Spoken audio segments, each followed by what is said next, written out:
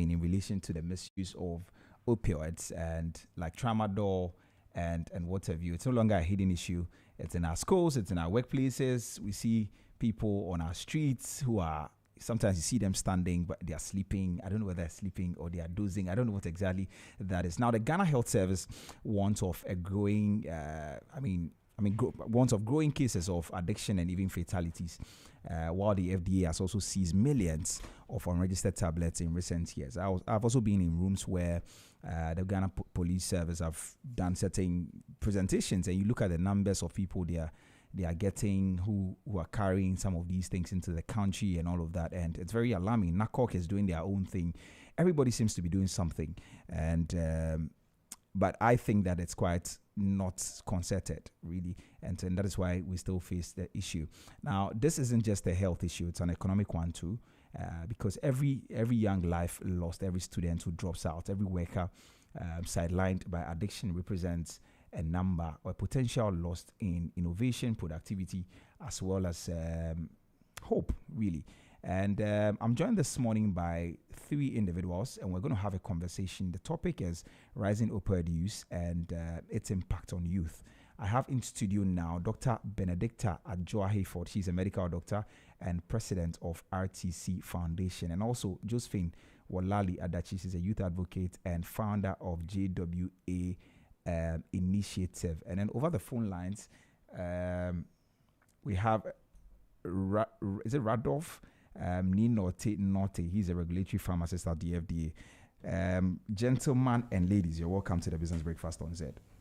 Thank you. Thank you.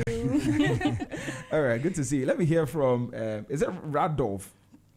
Yes, it's Radolf. Radolf, okay. Ninote will be simple. All right. So, thank you very much for making time to join us this morning.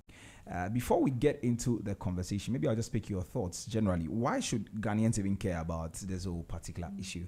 And I'll start with you, Doc Benedicta. All right, thank you so much. So the topic for discussion today is the impact of opioid misuse. So we are talking about the misuse. And what you should know about opioids is that opioids are regular medications we use in our hospital facilities. Okay. So they are not bad drugs in themselves. They are drugs that we use almost every day in our hospitals. In our hospitals, pain management is very important because everyone comes mostly because they are in pain. And so because pain management is important, opioids are one of our effective painkillers that we use. So they are very good for us that we use. Okay. But you should also know that every medication that we use is a potential poison. So even paracetamol is a potential poison, and it depends on the use, whether you are using it for longer than you should or you are using more than you should. So this case, we are talking about the use of opioids, which is, I mentioned that it's one of the good medicines we use in our hospital facilities.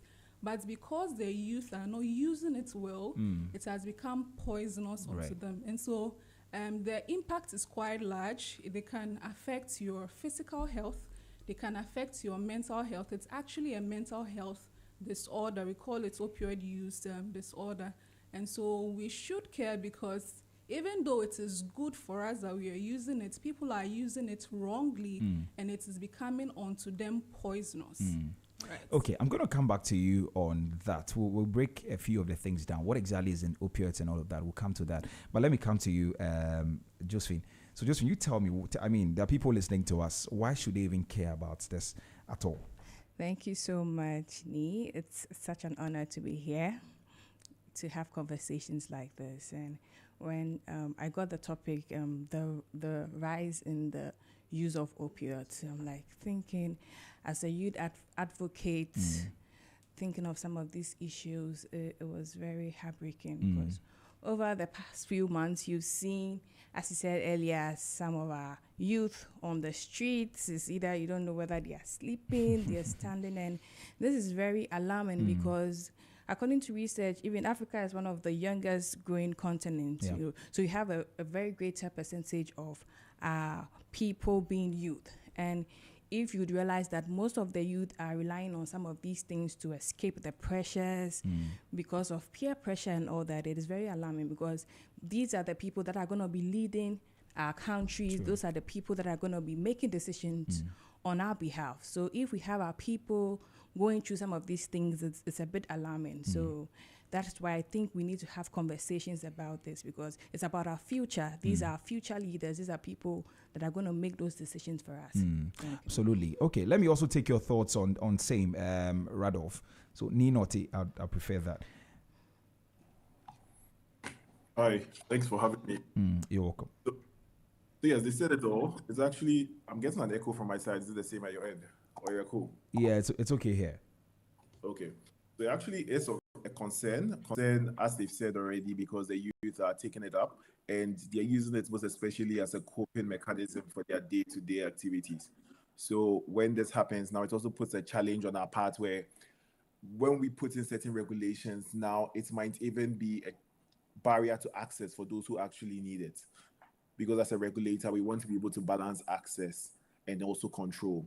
But when there's abuse now, then that means we'll be tightening it so much that those who actually need it might not get it. Those who need it might be wary of using it. I remember when there was a tramadol crisis, there were people that were actually prescribed tramadol. They come to the pharmacy.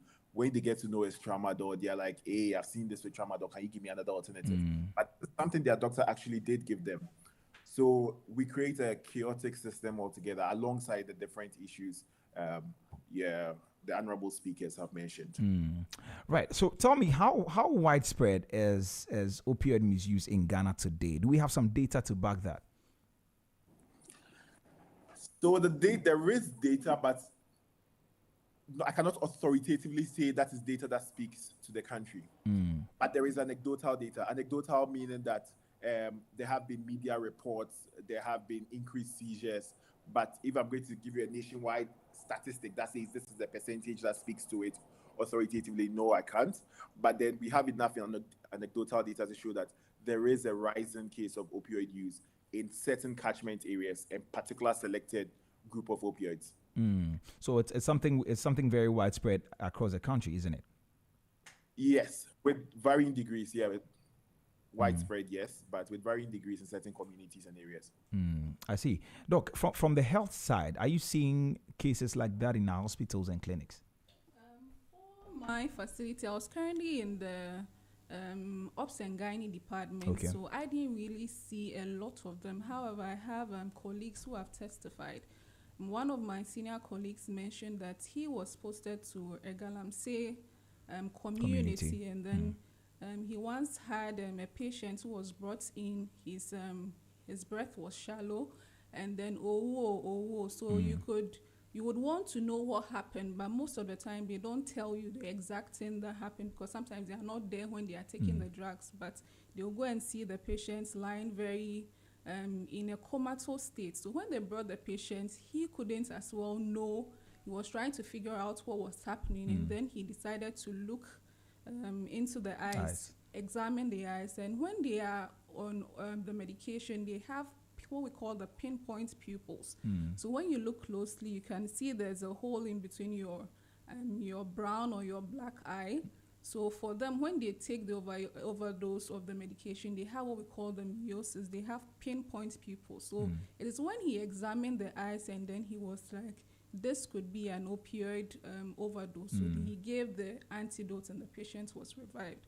So this one was a very near-death situation, which was solved because he was very vigilant, and then he was just prompted to look into his eyes. There are many cases that you wouldn't know, and sometimes before you get to know it, the patient is already gone, right? So there are cases that we see that in our emergency facilities, sometimes we are able to diagnose early, to give treatment. Many times you're unable to do so. By the time they bring the patient, it's either the patient is gone or the patient is near death. So we do see cases of such. And as I said, he realized that, okay, this is a Galamsey community, and it's also prevalent there because some of them take it after a hard day's work to take off the stress and then to be relaxed. So when he realized that, he said, okay, then he was now vigilant wherever he was placed, because he knew that if a similar case should come, then this is the approach that he should use. So there there are people who come in with such Mm. cases. Thank you. Just you work a lot with young people. What do they say about drug use in their circles? So most of these youth usually do it because of the peer pressure to feel belonged. You'd have them go for these rave parties, house parties, and you'd see them taking it. Some of them even don't know. That's a bit of ignorance on some of the youth, but some to just do it to feel belonged, to feel like they've also arrived. They know what's They're up. getting it, and some of them to also take it because I know I heard of one guy who couldn't write his exams because he was heavily relying on this tramadol. So one time he couldn't get access to it and couldn't write his exams because he has relied heavily on it. So when the addiction steps in, it digresses into something much far difficult. So among the youth, most of them just take it to feel belonged and all that. And I think it's something that should be really worked on, especially with our spaces. Most people don't talk about it. Most of our parents, most of our lecturers, our colleagues are not talking about it. So a bit of highlight on that, even when they come to the university, especially with the universities, when they come in, let them know that these are some of the situations, these are some of the things that you might encounter when you are in situations like this. So how would you find your way around it? So that's a bit of it from the youth From aspect. the youth Yeah. you engage. All right. So medically, you were talking about what happens to you. You said it relieves pain and all of that. Tell us typically what exactly happens to you when you take any of these opioids. Yeah. So I initially mentioned that it's a painkiller. So in the hospital facilities, we use it. When you take opioids work on it's called opioid receptors. So they, in layman's term, they block pain signals.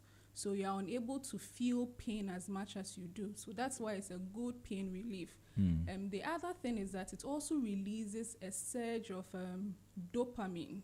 And dopamine is like a feel-good chemical. So when you finish eating your favorite food, you see your favorite person, the excitement that you feel when you take opioids, it gives you sometimes even 100 to a very high surge of that dopamine feel-good. People call it high.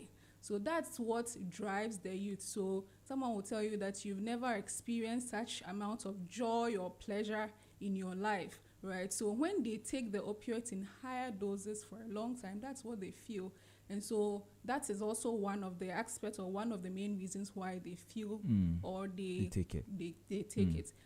It also has side effects. And the side effects that we've seen with opioids is that they reduce your brain activity. So if you see them, they have low breathing. They also have low heart rate. They become drowsy. And so if you've seen some of the pictures or the videos, you could see that they become, it's like they are sleeping. Yeah. They are very slow. They have low psychomotor response, right? So that's the side effects of it. So that's the dangerous part, meaning that if they take overdose, and it reduces their brain activity lower and lower, their breathing becomes lower and lower, they gradually go into coma. And because they have that excitement, sometimes they crave for it, they long for it. That aside, when you continue to take it, you become tolerant. There's a place you reach where we call tolerance, meaning that you initially took one tablet. Now, one tablet is not enough for you. So 2 tablets will give you that high surge of excitement that you long for. If you take now 2, is now no more effective. You have to take 3 tablets. So that's a gradual, your body becomes very used to it. And then you reach a stage where we call it dependence. Dependence is where now your body cannot do without it. So it's the drug also rewires your brain in a way, meaning that it makes your brain works with a reward punishment system. So you take it so that you feel okay. If you don't take it, your body punishes you with what we call the withdrawal symptoms. So if they don't take it, they feel jittery, they feel restless, they have fever, they have sweats, some of them will have diarrhea, some of them will have very funny symptoms. So because they want to prevent that, they continually have to be hooked on the substance. So initially, they were taking it to run after the high, Right. so that they could feel good. But now they are taking it because they want to survive. They have to survive. They have to go about their daily activities. But because they are not on it, they have these funny symptoms. And that makes it a problem, and that makes it difficult to stop, because when you stop abruptly, when you become dependent now, when you stop abruptly because of the withdrawal symptoms, it can equally harm you. And so even with that, you could see that there becomes a problem in the management. We can't just say stop and you'll be okay. You have to be taken through a system. And that's why it's either you stop or nothing. Like, it's either don't go and take it before you become, tolerant, you become dependent, and now it's difficult to stop. So one of the challenges with our control system is because it's not necessarily because they are disobedient, that they don't want to stop the drugs. When you reach the dependent stage and we say you have an opioid use disorder, at this particular instance, you know that what you're doing is wrong. They know it because it is making them thieves. They have to run and get the medication. It is destroying their families because they don't have time, they don't have money to take care of their families. It is destroying themselves because they crave for it such that some of them do not even take good care of themselves. They crave for it more than food, right? So because of that, they become so dependent that they need it to survive. And so that's the problem. So even if FDA wants to stop the drugs, they are craving for it to survive. And so that's the challenge that I think he mentioned, that FDA is trying their best, but because they are hooked, they are dependent on it, they will try all means possible. So you look at one way to solve the problem, they also looking at another way in order to survive. So that's what the problem is. And so if you are here, do not take it at all, because once you get hooked, it begins a very long cycle that is very difficult to break. We'll talk about solutions very soon. I mean, and we can address the issues of prevention or rehab and all of those things. But what exactly is in the opioid that is actually making it very addictive? It's the opioid itself. Okay. Yeah. So we have we call them a class of drugs. So they are opioids. So it's not just tramadol. Right. We have pethidine. We have. But I've heard that tramadol is not an opioid. Somebody. It's who is that? Yeah, he said it's not opioid, but it's even worse. As worse, more. It's worse than that. It is a synthetic opioid, which means that it's man-made, right? It is an opioid. They are even, according to even the classes, tramadol is not even the worst of them. We have higher ones. We have fentanyl. Even the ones we use in the hospital, morphine is seen to be even more addictive than tramadol that is used. But I think because of the amount that they add, they take. I mentioned that every drug is potentially poisonous. Depends on the amount you take and how long you take. So it is an opioid. There are other opioids as well. So it's not just, when we talk about opioid misuse, it's not just tramadol. There are other ones. In other countries, heroin is their dangerous one. Other countries, fentanyl is the one which is a problem for them. It seems in our community, the tramadol is even in the hospital setting. But these days we hear of red. Yes, it's the tramadol. It's the tramadol, a type of it. I think it's the 250. The drugs. We have formulations of them. Some of them are injections, others are tablets.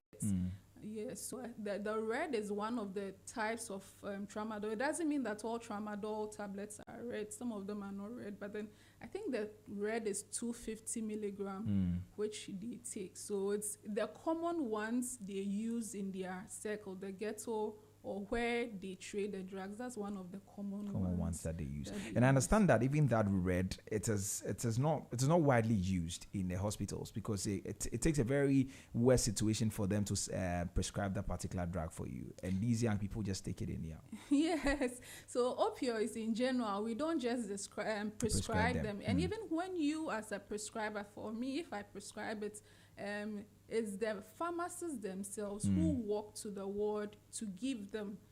Okay, so you don't go to the pharmacy to buy it. Yes, Okay. you don't go to the pharmacy to buy it. Even in the hospital setting, when you prescribe it, you don't go for it, right? They will, because it's a control, because of the risks of addiction. It is controlled. It is prescribed in a controlled system. Right. Because even healthcare professionals, some can be addicted to it, and so Really?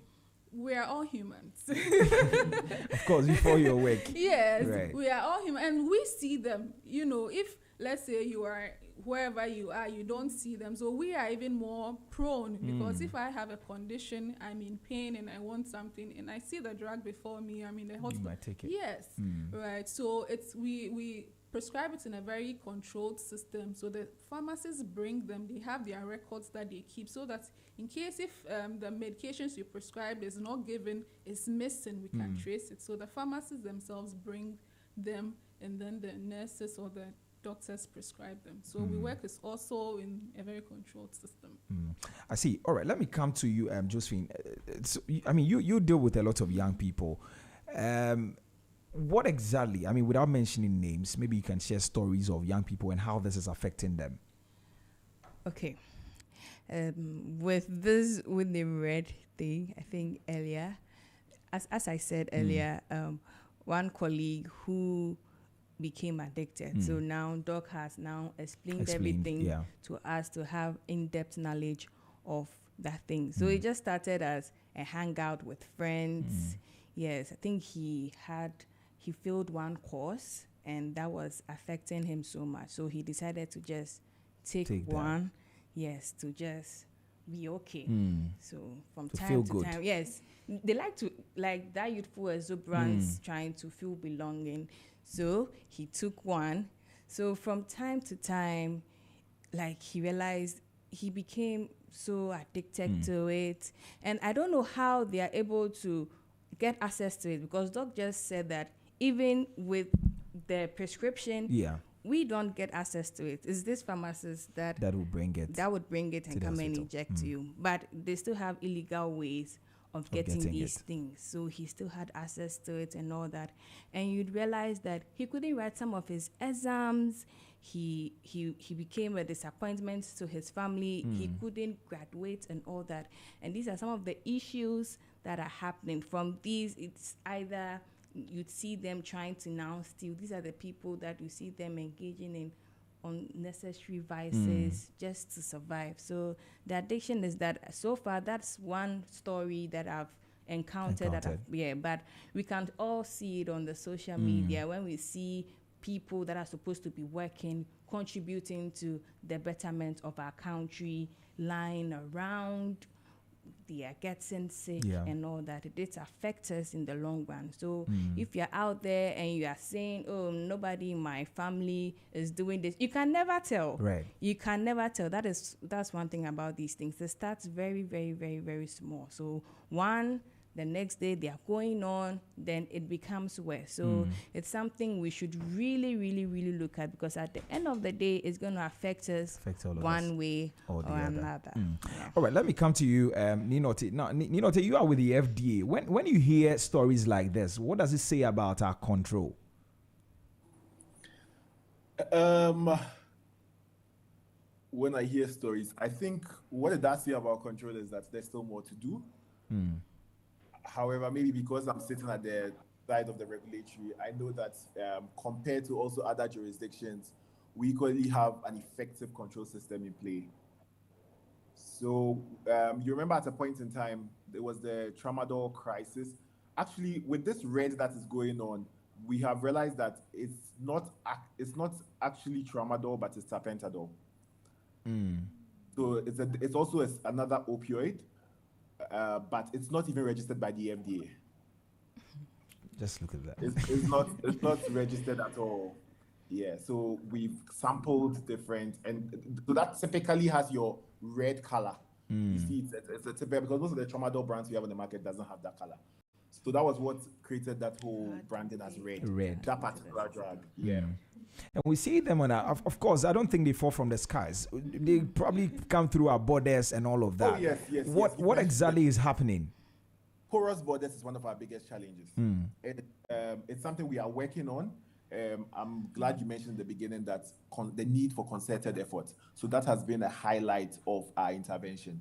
Now we've created various committees, various working groups that does not just look at FDA working, NAPOC working, GRE working, but now that working group that addresses these issues together. So you realize that with the most recent seizures, there were reports of a concerted effort.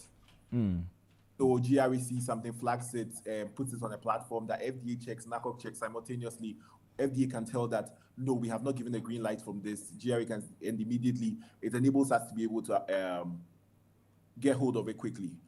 But then again, we are not working in isolation, only in Ghana. The porous borders goes two ways. Also with other countries too, some other, our neighboring countries, we equally have to work closely with them to ensure that these things don't make their way through our country. Because it's possible that it was something not meant for our country, but was moving to another country. Yeah, because this is not registered here at all. So say if it's not registered here, what is the FDA doing about it? Because, I mean, once it's not registered and people are taking it, then there's some loophole somewhere, isn't it? Yes. So the FDA has actually done a lot. It's actually doing a lot about it at the moment. So when it comes to control, we look at it mainly from both supply and demand.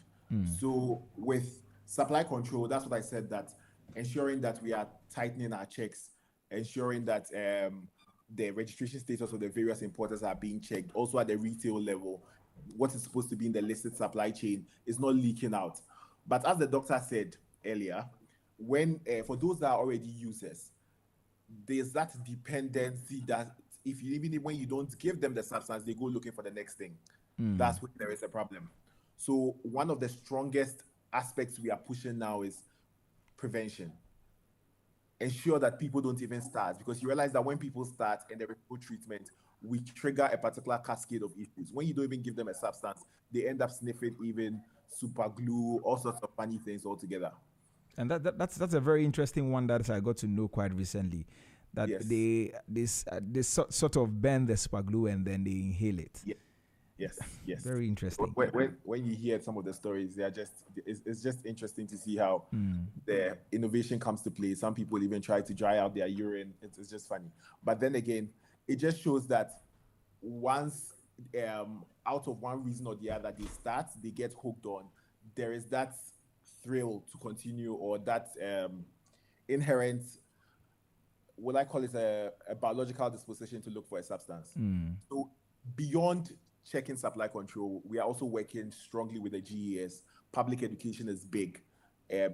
Each week, there are different groups of FDA that go to the different secondary schools, go to the different universities. Initially, we might have been targeting older ages, but we realized that the initiation can be quite young. So now we are going as far back as lower primary to start sensitization on why not to use substances. So prevention is one of the big areas we are pushing in terms of demand control. Okay, I'm going to come back to you on exactly what we can do as well. I mean, whilst you are preventing, of course, we also need to be doing some rehabilitation in there so that, those who are already hooked on that will be relieved. All right, but exactly 29 minutes after 9, this is the Business Breakfast on Z. If you just tuned in this morning, we're having a conversation on the rising opioid use and its impact on young people across the country. I would love to hear from you. If you have a message, kindly send to 0544321019. Send us a WhatsApp, 0544321019, and then I'll read your message for you, 0544321019. You can as well call me on 03039566641, 03039566641, and then I give you the opportunity to share your thoughts with us. We are streaming live on Facebook at ZFMGH and also on YouTube at Z Multimedia. You can drop a comment on those platforms as well, and we will read them for you. Now, we're hearing from Dr. Benedicta Adjoa Hayford. She's a medical doctor and president of RTC Foundation, and also Josephine Wolali Adachi. She's a youth advocate and founder of JWA Initiative. And then we have Radolf Noti. He's from the FDA, and these are the individuals we are speaking to this morning. All right, Doc, let me come back to you. Now, you initially spoke about the fact that you can see through the eye whether somebody is hooked on these things. What are the early signs that somebody is beginning to get into this? And I'm asking this because maybe there may be parents who are listening to us. How can they notice that their words are changing in behavior and all of these things, and be able to tell that maybe they are getting hooked on some of these things we're talking about? Thank you very much for the question. So one of the things with addiction is that most people get to know that is wrong, so they become secretive. Sorry, okay. Hello, can you hear me now? All right, thank you so much. So one of the things you should look out for is secrecy. They would like to hide. They would like to hide a lot if they are taking the medication. And this is not like smoking where you will smell it on them. But if you see some of the signs or symptoms that they become drowsy, they are... the meiosis that I spoke about, you may not be able to see it. Well, you have to go closer. So you may not be able to see it, but then if you realize that their attitude is changing, they are becoming secretive, they are, you could see that a moment of drowsiness, it's not really time to sleep or something, but then they have that kind of disposition. Also, if you realize that things are getting missing in the house, you could also be vigilant. I'm saying this because it's not written all over you that you've taken the medication. It's not like the weed that you can smell it. You can, so it's not written all over. So those things, that the symptoms, they become drowsy, they are becoming secretive, they are joining a particular group of people, they are yes, I think those ones should let you know, and as your child or your daughter, you should also be very vigilant. Let them know you, talk to them, let them know the kind of friends they are relating with. I think I watched a documentary where one of them, who was quite hooked, he initially said that I used to tell my friends not to take this, I was the one educating them that do not take it. Before he knew it, he's one of them. And then he looked even worse off, meaning that the association also matters. So if you're in a group of people, who take this drug, it's better you associate yourself from them, because once you taste it, and it's very easy for them to convince you to taste it. So don't be a champion, don't be a hero that I have friends, I can control them or something. So also the association of your child or your relative should also be looked at as well. So which particular group is very vulnerable? Is it just is it young people, junior high school, senior high school, or anybody at all? For the vulnerable group, I think the young people, because of peer influence. Okay. So if your friend is doing it, your group of people, your classmates, your colleagues, they are doing it, you can be influenced. People who work in the ghettos, people who do hard work, those scrap dealers, masonry, construction work, galamsey, not that they like the drug, but some of them use it as a coping mechanism to release stress. Some people tell them, or they are being lied to, that it gives them energy. Some people, when you hear them, some people tell them that it gives you more energy to work, but if you see how they look, they don't look like they have energy. It's because of that euphoric feeling. So they feel like they're on top of the world. So they feel like they are not tired anymore. So that gives them that coping relief that they look for. So those who have who engage in manual work are also liable or prone to such. And anyone at all. Once, it doesn't matter who you are, once you get someone to introduce you to it, you're likely to go into it. All right, Ninoti, let me come back to you. You were talking about some anecdotal data that speaks to this. And permit me to take you back a bit. So I want you to add your voice to that. From where you sit, which groups are more vulnerable? So as the doctor said, it's the youth. Most vulnerable group we're looking at right now is the youth. In our part of the world, it's the youth. Younger ages, even 14 to 18. Yeah. We've also had cases with commercial drivers who were taking it as a way of staying on, being able to work for longer hours. But it's primarily centered on the youth. I see. So we can even see young people, I mean, at their workplaces also on these things we're talking about. It's not just people in junior high school and senior high school and tertiary, right? Sorry, could you come again? I'm asking that, so can we see these signs that Doc mentioned a while ago even in our colleagues at the office and all of that? Meaning it's not limited to just the tertiary, junior high school, senior high school people. It depends on which office setting you're talking about. If you're looking like corporate but I think there are varying use of substances. Yeah, I think when it comes to the corporate sector, there might be some level of substance misuse, but then it might differ from the typical street drug tramadol that is being used. I see. So are there any warning signs, early warning signs that you can also add to what doctor said? Early warning signs with respect to being around, it's the psychosocial elements, what Doc mentioned, is those social elements with withdrawal, with change in habits. Those are the early warning signs you would see. But in terms of what might be physical in the beginning, it's really going to be hard to tell. Yeah. I see. All right. Let me, Josephine, back to you, because you are, they keep pointing it. They say you young people, so I come to you anyway. Yeah. So from your work, you early on talked about the fact that a lot of the young people are turning to this because of peer pressure. Is it just peer pressure? No, the need to feel belonged. Yeah, to the sense of belonging. Right. Yes. Again, to societal pressure. Societal pressure. Yeah. What kind of pressure? Oh, so as I mentioned with that guy, like the need to outperform. Okay. Yeah, because he failed one course and had to take just one dose to take it, and it's just continued and continued. Does unemployment play a role in there in any way? Unemployment. Yes, it can also play. But I think most of the times unemployment comes in after. Because if you are unemployed, why are you going to take this or maybe you can also take it to alleviate the stress. Yeah, to say again.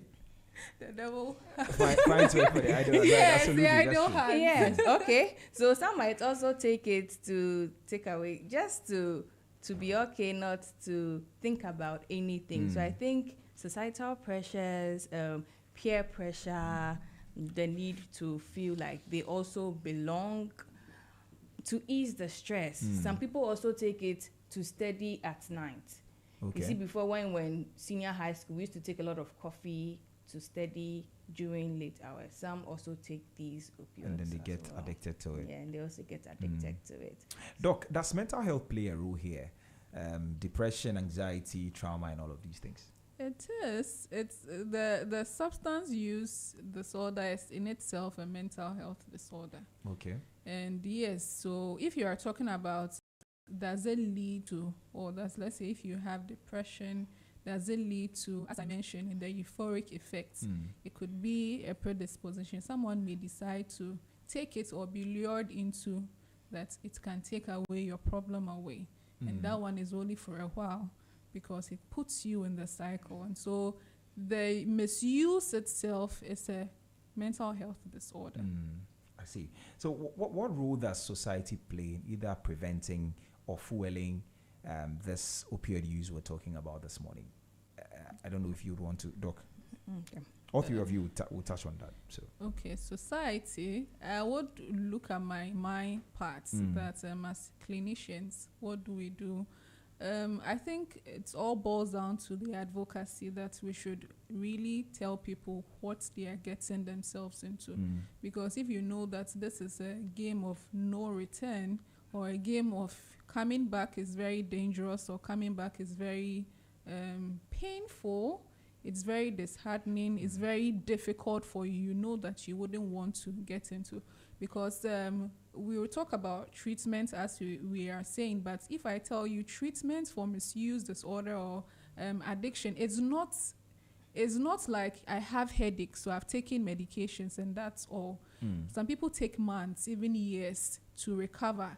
And with the months, years to recover, there's what we call relapse. They can come back, with that same condition. And so for us, we will talk about it. We'll tell you that this is what you're getting yourself into. Don't do it. And the treatment too, when you come, we'll do our possible best to make sure that we tell you what you need to know in order to recover, to encourage you, especially when you are already into it. Because at that time, you're already in it. It's either we're treating you, encouraging you to go on with treatment. So I think the prevention is the best way for now. Prevention. So all that's right. What we'll advocate. Josephine. Okay.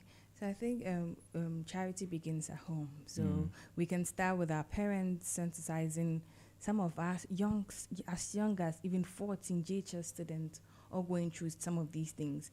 And most parents are just particular about the widow. Most of them are still, I think it's just recent times that most of them got the idea of like something being tramadol and even young people having access to it. So it can start from home, our parents and schools as well. They can also sensitize them, let them know that prevention is the best way. Again, advocacy, that is why we are passionate about some of these things. We are going around letting people know some of the effects of these misuse of all these drugs.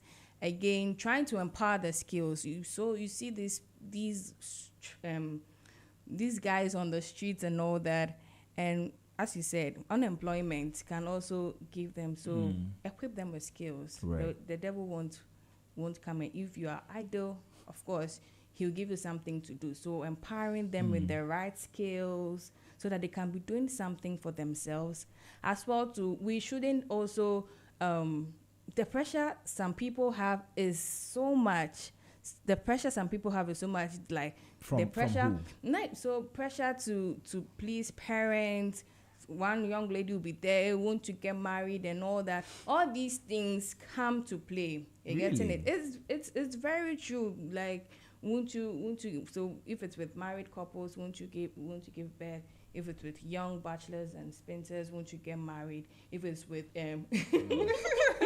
if it's with students, why aren't you getting your A's? Let us also try to understand that everybody or someone somewhere is going through something. So you have to be very kind with people. Don't go all out trying to judge people and all that. So these are some of the things that would prompt people to just pick something and they'll just be in their small corner. And thank God, nobody can detect that they are taking it.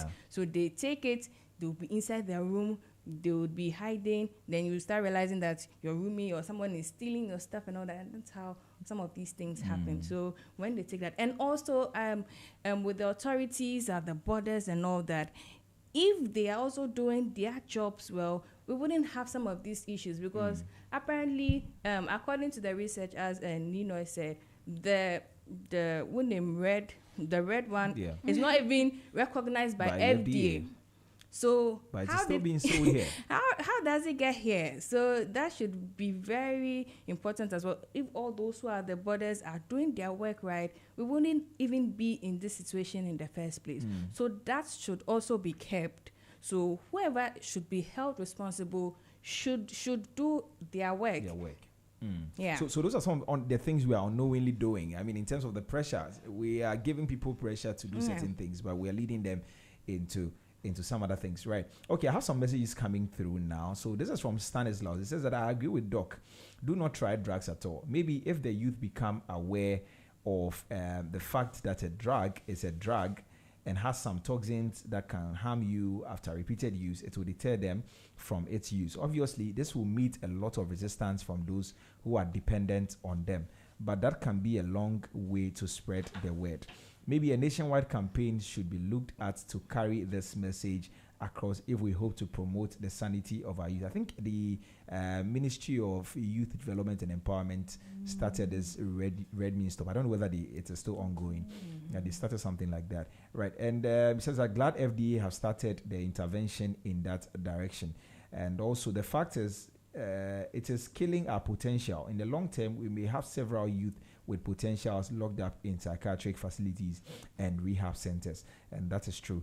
You also said, I saw a case where a guy told me he went to high school where he started doing drugs, and the drugs he mentioned to me, I was quite surprised. I asked him where they got it from, and he said from the streets. Which streets? And he mentioned blue pills. Dog, do you know that one? Blue pills. Blue pills. I'm not aware. Of blue pills, ecstasy, and different kinds of weed. You know about ecstasy? Yeah, I've heard what is ecstasy. That one? I'm not too sure of the the components in it, but as the name implies, ecstasy, it gives them that sort of high that they crave for.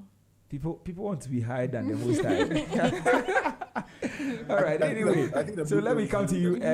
So I was coming to you actually, Ninote. Have you heard of the blue pills and the ecstasy they are mentioning? Yeah, I think the blue pills is usually they call it the blue. It's usually the diazepam. Oh.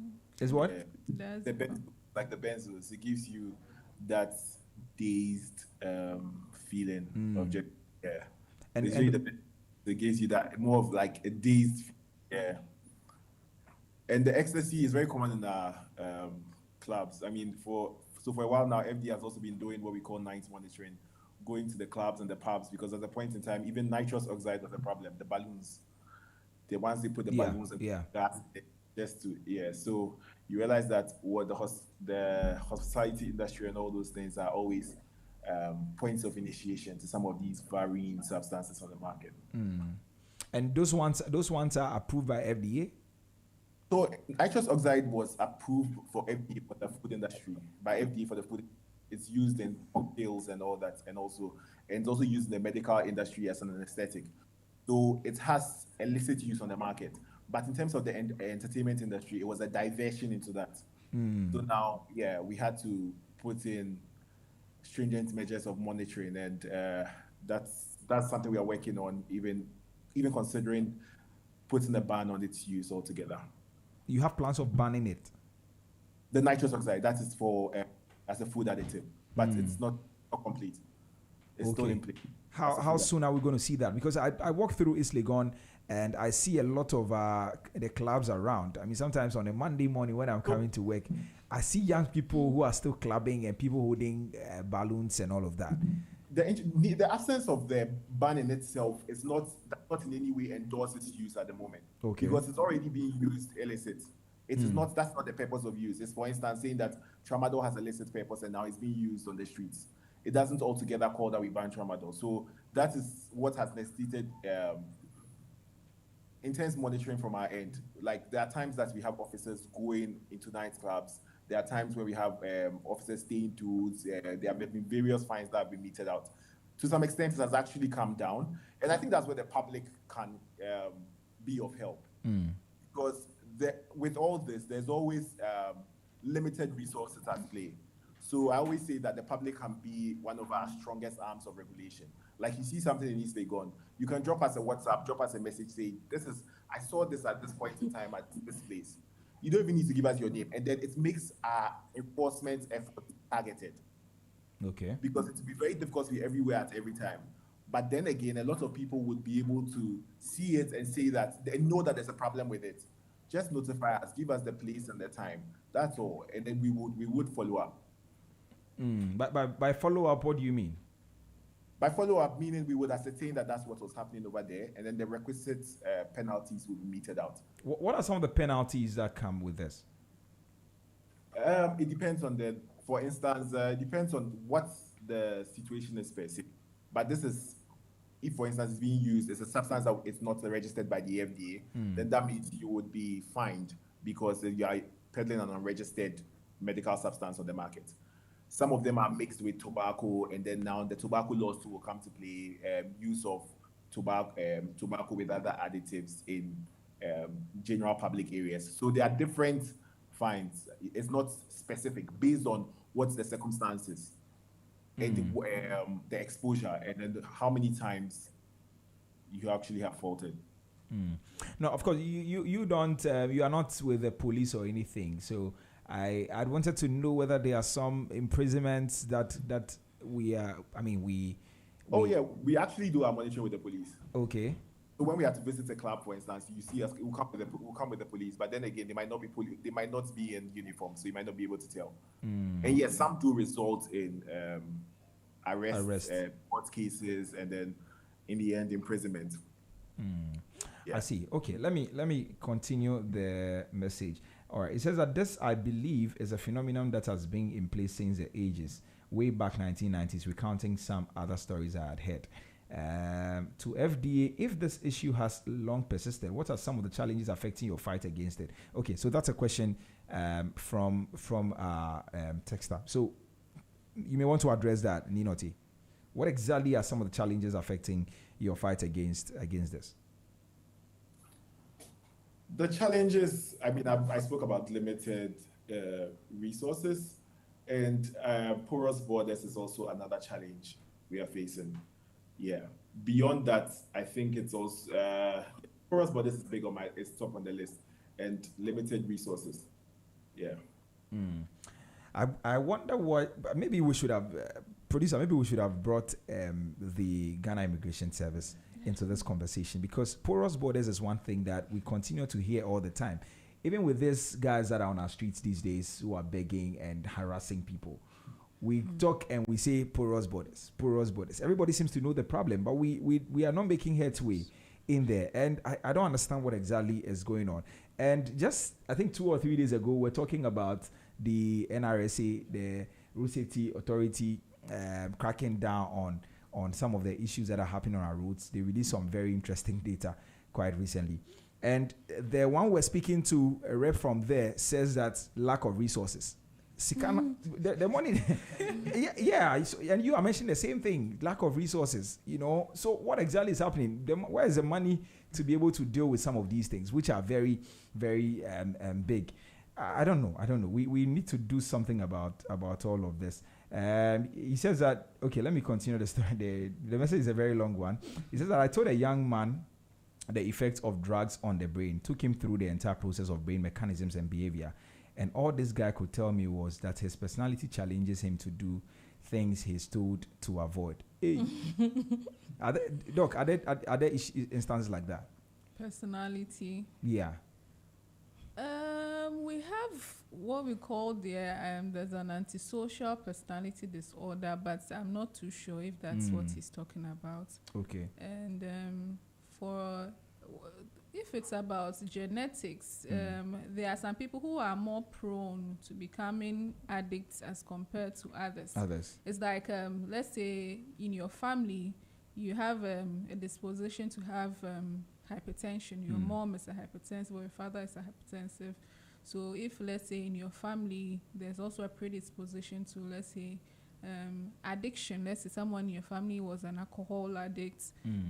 If you decide to engage, perhaps your intensity or your level of addiction may become more severe than another's. But whether you know there's a family history or not, once you take it, the possible or the potential for addiction is also high. So don't say in my family we don't have addicts, so I'll go and try it. And right. just to add to that too as well. So the victim saying that it's a personality order, I think it's just being youthful. You see, most people, when you tell them not to do this, most people even try these things because of how we keep on saying they'll be high. The curiosity also comes in. Some people also say if there was I've forgotten the name of those. When I remember, I'll speak. Sure. I'll speak about it. So I think that also counts as well. There. Yeah. Doc, you wanted to say something? No, that's okay. Yeah. All right. Okay. So it says that in 2 months, a young man returned to our facility with a more chronic drug addiction issue. Sometimes our personality is a risk factor. Okay. So maybe Stanislaus, maybe you can tell us a bit more about it. I wish we could get you over the phone lines. Producer, can we do that? So some unnecessary risks are not worth taking. So sad. All right. So quite, interesting messages coming there. So let's continue to hear from you. If you have a message, 0544321019. Would love to hear from you. 0544321019, or you can call me on 030395661, 030395661. We're streaming live on Facebook. You can drop a message, ZFMGH, and also on YouTube at Z Multimedia, and then we'll read them for you. Okay, let's talk about the solutions, and then we'll try and wrap up. Our time is almost up. So FDA says it's doing some work in there. Doc, what treatment or rehabilitation solutions or options exist in Ghana, and are they enough? The Mental Health Authority has about 3 hospitals that you can go, mental health hospitals that you can go. The Accra Psychiatric Hospital, Anchor 4, and then Pantine. You can go there. As I said, for a substance use disorder, you don't just take one pill and that's off, or you don't go for 1-day treatment and that's off. So let's say if you come in the emergency setting, as I mentioned, for the particular patient we saw the eye, initially or in the emergency setting, we give you the antidote and then we manage you, but that is not all. You have to be weaned off the drug, right? So that is where the rehabilitation comes in. And in the rehabilitation, there are some medications which are given, there are some counseling which are given, there are some behavioral therapy which are done for you. So the medication will come from the facility. So you have to be in a facility. So as I said, there are 3 hospitals that you can go to. The Accra Psychiatric, Anchor 4, Pantime, but the district hospitals have mental health units that you can also go to. So for my facility, I'm in the Eastern Regional Hospital. We have a mental health unit. Okay. We have a psychiatrist there. So when you come, they will outline your treatment for you, the regimen that you will be on, whether it will be 3 months, whether it will be 6 months, whether you stay in the facility or you go and come back, depending on the severity of the disuse or the misuse that you are on. So just if you have a relative, if you have someone, let the person go, or you take the person to the mental health unit or the psychiatry centers. There are other rehab centers, some NGOs operate, some rehab. So if you have such places, that unfortunately some of them are not free. I'm not too sure of the costs, but for some of them you would have to pay as well. Right. And I've heard stories where some people say they are well able, they want to stop, but they can't afford the rehab. So yes. How long does it take technically? For some people, treatment is dependent on the individual, and it's also dependent on the individual's willingness to stop. Right. So some people, I think the least amount of the least number of months that you can be in some places would be 3 months, and for some places 6 months, or like 3 to 6 months you can be there for rehab, and then later they will discharge you. But even after discharge, you have to come for follow-ups, because there are possible cases of relapse, meaning that you go there on the 6 months, 3 months, they will treat you. And one of the treatments is that they get rid of the withdrawals for you. That's why you don't do it on your own. So sometimes when you're experiencing the withdrawals, there are some medications they give you so that the effects can be lightened or reduced. So after the treatment, whether 3 months or 6 months, you go home or you be discharged, you come for follow-ups. And with the follow-ups too, you make sure you are regular because of the possible case of relapse.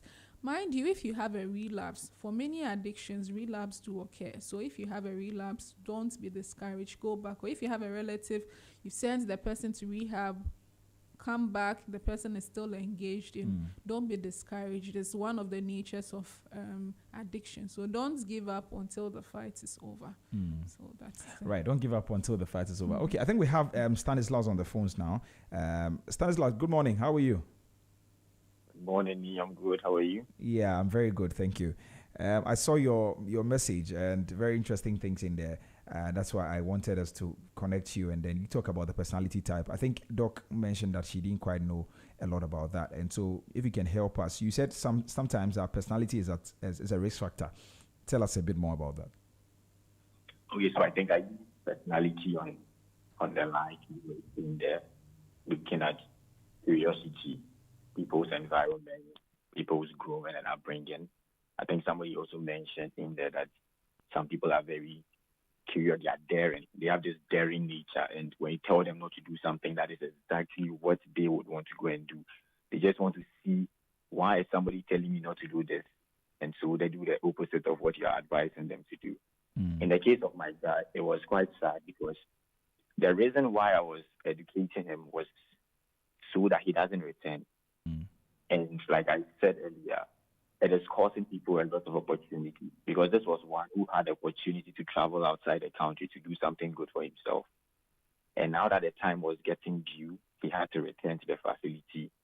And if they had taken his labs, which they would do, they would find sediments of some of these drug particles in there. And that might cancel the person's opportunity, and so on and so forth. So that is for the first part. I just want to hear something about the rehab centers and stuff. Sure. When it comes to the facilities that we have currently, we have mental health facilities, but we have the general ones, and that is what Doc mentioned. I think one, like in Accra, we have this St. Francis of Assisi Rehab Center. That is a rehabilitation center geared towards just addiction and recovering addicts. And that one is quite expensive. So when it comes to the issue of addiction, I think we need centers that are targeted towards just addiction. Because when you go to Pantan, you have cases of bipolar depression, schizophrenia, all in there. And I don't go into the details of how those people are taken care of and so on and so forth. Again, when it comes to mental health in Ghana, we see those places as dumping sites where we go and dump anybody that is not cooperating or responding to treatment. So we just dump them there and then do with them what we will, we pray, and then they recover. But I think where we have gotten to as a nation and where mental health is going currently, we need to look into some of these avenues as well. If we can have a tailored facility for substance use recoveries, we can have a center for maybe gambling addicts, because essentially they are all mental health challenges, but the dynamic differ. So I think that will be my last words of the matter, and it's been a brilliant conversation observing from behind. Thank you too. Thank you very much for bringing that clarity and those insights. So we're really grateful. All right, so let's try and wrap up now. Doc, you have given us some things that can be done. From where you sit as well, what can be done? I know this is not a matter of only, say, young people dealing with it. I know faith organizations must come on board. I know community, there's a need for some community support. What exactly do you think can be done, Josephine? I think, we need to have like very open, honest conversations with the youth. Just let them know how important this is. So from churches, from mosques, community leaders, schools, parents, let us make this very important. Let us prioritize it and make sure that we are speaking to our very young people. I'm very passionate about the young people. So let's make sure that we are letting them know that this is the situation. Stay away from it. These are the consequences. And let them know that they shouldn't go and try it because we are saying don't go and try it. Yeah, because most people would do that. Most of them too wouldn't even be in the open. So when you keep on telling them, don't do this, like, what at all is mommy talking about? Or so like very concise conversations and empowering them with the right skills, letting them know that they shouldn't succumb to certain pressures. Right. Because when you step out, there's going to be a lot of pressure from friends, from the society once again. So build them up. Let them be bold. Let them be fearless in whatever they do. And let them know that they, like, if they fail or they are stressed and all that, there are several ways that they can opt. Instead of going for the opioids, you can rest, you can take a walk, you can read a book, do something else. Opioids are not the best options. Yeah, peer-to-peer conversations, social media campaigns, when you do these sponsored ads, like, let it be in their face, like, from time to time, that this is what can happen if they decide to take down that road. Right. Yeah. Okay. Let me take final thoughts also from, from all of you, but I'll go to Ninote now. So one thing that I got to know was that there are certain pharmacies beyond the monitoring you are doing in clubs and all of that. There are certain pharmacies that are actually selling some of these drugs unapproved. Has that come to your notice? We've had a few isolated cases where there were more of counter medicine sellers who were not supposed to in the first place even stock prescription medicines. And there are even some ongoing cases between in the court that was the consolidated efforts of both Pharmacy Council and FDA. So with pharmacies, we have what we call the routine check, and then we check the register, looking at the supply chain. When did the drugs have come to the pharmacy and who they sold it to? What we call the prescription audits. But this is where I would say again, the public can really be of use to us. We realize that there are certain gaps in the system. Just notify us. It would give us that targeted advantage. Yeah, it will help. All right, so let's do final calls to action. I know Josephine has already done that. So if you could give one advice to maybe somebody listening to us, a young person who's listening to us right now, what would it be, Ninote? A young person listening to us, I think one of the biggest things is if you're already using seek support. It's one of the biggest challenges for people to actually seek help. When you actually have one-on-one conversations with them, you realize that we are equally to blame. The system in itself, it's more inclined stigmatized than to offer. Even within healthcare institutions, sometimes where they can even find help. For instance, you tell them to go to a psychiatric clinic. This is just an example. The person actually feels that I'm not yet at that level to go there. I'm not as smart there. So it's just that stigma attached to it. So, like, seek the right support. There are some people who actually find themselves loophole in some of these substance use. And instead of the early intervention that could have been done in an evidence-based approach, they ended up in church camps. They ended up at their disciplinarian units to put the fear of God in the person. In as much as those things do work, I think there are now research gives us the advantage of evidence-based strategies. Let's, as the support system, offer the right support at the right time in a structured evidence-based approach, and young people seek support at the right way. Okay, thank you very much for sharing those thoughts with us. I actually have a final question to you, Ninote, before I come to the studio and wrap up. And it's a question. I want to know, do you think that we can win this fight? Oh, definitely. Definitely. I have the advantage of seeing what is happening in other jurisdictions when it comes to the opioid crisis. And I don't think we are in critical moments. You go to even America is still battling with the fentanyl crisis. And that is in itself, as the doctor mentioned, a far more potent substance. The extent people will go. I mean, people are abusing substances, but we are definitely on the right trajectory to winning the game. Okay. All right. We do. Okay, I take that from you, from FDA. Okay, so thank you very much, Ninote, for joining us this morning. Let me wrap up here in studio now. Doc, most of the people who listen to us are business leaders. I want you to talk to them. I know we've not mentioned them at all in the conversation, as if this has got nothing to do with them. But as Josephine said earlier, this is something that borders around every fiber of our society, and so we all need to be concerned. What do you think the business community should do, or what's your word to them? For the business community, I mentioned earlier that some of the rehab centers, they are not cheap. And one of the callers mentioned it that it was expensive. I have also watched documentaries where some people willingly, they want to stop, but they went to the rehab centers. They were given certain amounts that they couldn't afford. And so business leaders, when I was in my facility, I used to see some people some politicians and people who come to make donations to certain facilities, it was very common in the pediatric centers or the pediatric wards, because some of them were single mothers, they couldn't afford.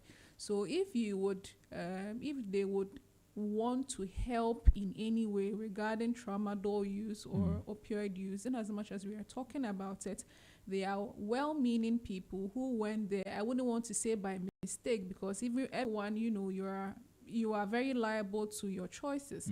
So they chose it. They decided to go into, whether knowingly or unknowingly. Now they want to stop, but it has become too expensive for them. So if you are thinking about charity in your organization, community work, community CSR. impact, yes, in your organization, you can also look towards these particular places. These young people, whether you go to a place, your community, to find people whom you think are really well-meaning to stop and they need support, I think that's a good way to start. Help them. Yes. All right. Okay, Josephine, do you have final words, or we are good to Yes, go? I think my final words would be to the youth, to the youth out there: prioritize your dreams, prioritize your goals. Don't skip that that bright future for just a few moments of highness, of ecstasy. Yeah. All right. So thank you very much. Thank you so much. Really great conversation. I'm grateful to you. It doesn't lie just with governments alone. It belongs to all of us, parents, educators, and